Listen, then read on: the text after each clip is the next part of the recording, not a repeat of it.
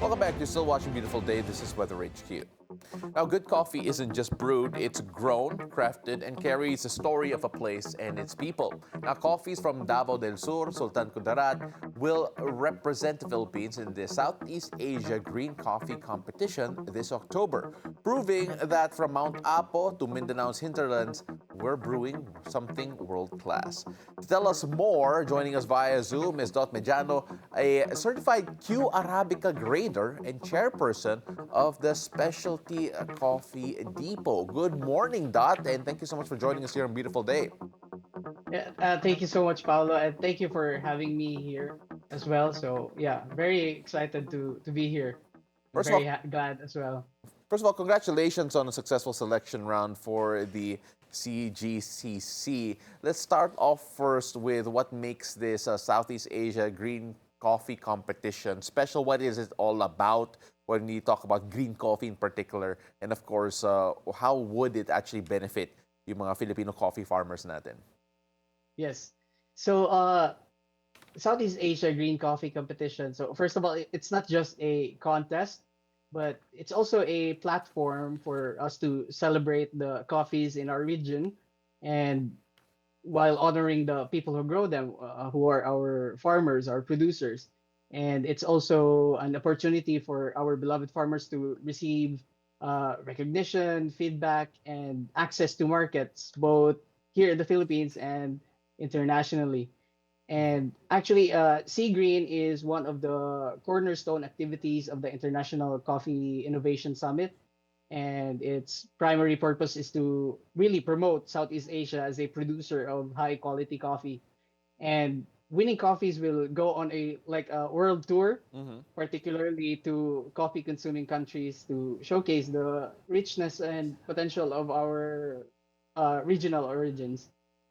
So When we talk about Southeast Asia, especially here in the region, normally iniisip ng mga ibang tao na Java, Indonesia, very great with their coffee, Vietnam, very distinct with their coffee. But here, dito sa Pilipinas, Mindanao in particular has been one of the stars in terms of coffee production. In fact, in particular itong sa Davao del Sur, if I'm not mistaken, 8 out of the top 10 Arabica entries came from Bansalan, particularly Sitio Balutakay. What's the secret behind that? And of course, what is in the soil there that makes things unique? so the whole country is really blessed with a wonderful land. So we are included in the coffee bean belt, Yeah. or the coffee belt. So I believe it's really the strong network of our trained and experienced farmers, and lots of uh, entities, or like quality focused cooperatives, and access to supports from like us and the FCI, or the Filipino Coffee Institute. And that, along with natural advantages of altitude, soil, water resources, I think that gives Mount Apo the edge in both quality and quantity of submissions. Yeah, you mentioned it a while ago, yung soil niya, the volcanic soil in particular, I'm sure has a big effect on it. The mountain weather, it has a unique flavor, a unique shape. Of course, when we look at yung characteristics ng Philippine coffee, would you say that in general, there is something about Philippine coffee that talagang medyo unique compared to our neighbors here in the region? Yes, because like for example in Mount Apo, so I think it's just 20 to 30 kilometers away from the from Mount Apo Peak. Mhm. So what's unique about Mount Apo is that the soil is, again, it's volcanic, so it has andesol, so it's rich in iron and magnesium, and also with potassium, with boron. So basically, the soil is really nutrient rich, and the roots of the coffee tree is able to penetrate, and Mhm. also the drainage is also really good. But more than the nature, the environment, Yeah. it's really so our producers, our farmers. They've been here for a long time, from one generation to another, and doing experiments. innovation, and there's that convergence of tradition and innovation. So their parents, they practice this uh, sorting, this processing, and then the new generations. Like I know, like John Lawrence and Lizelle and Rina, these are young farmers and producers who are really into research. And thank God we have the internet these days and YouTube. So yeah, combine that with the land. It's really special and exciting times for Philippine coffees. I know you're an Arabica grader, but I want to talk about yung robusta naman because on the robusta side of things, Sultan Kudarat swept 7 out of the top 10. Now, that province in particular has a specialty grade robusta. What makes Sultan Kudarat special in terms of coffee production? Uh, it's again, it's also the farmers like Mhm. Rejan Basco is also very young. Like I think in his early 20s.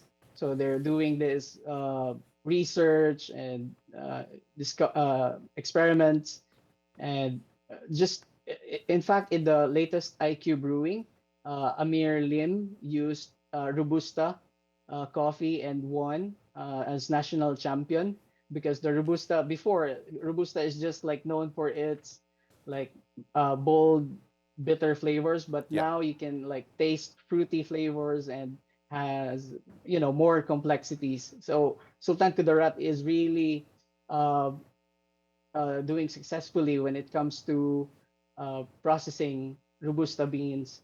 So yeah. Mhm. Dot, we actually did some more research on the work that you've done, and of course, talking about this coffee. Some of the quotes that you used here were, quote, thoughtfully grown and full of character. When we talk about those particular statements, when it comes to yung proseso, the beans, even the farmers, and those who are really promoting all of this, just what makes you say those words in particular? Is there any particular story that really sticks with you when you use these types of descriptions?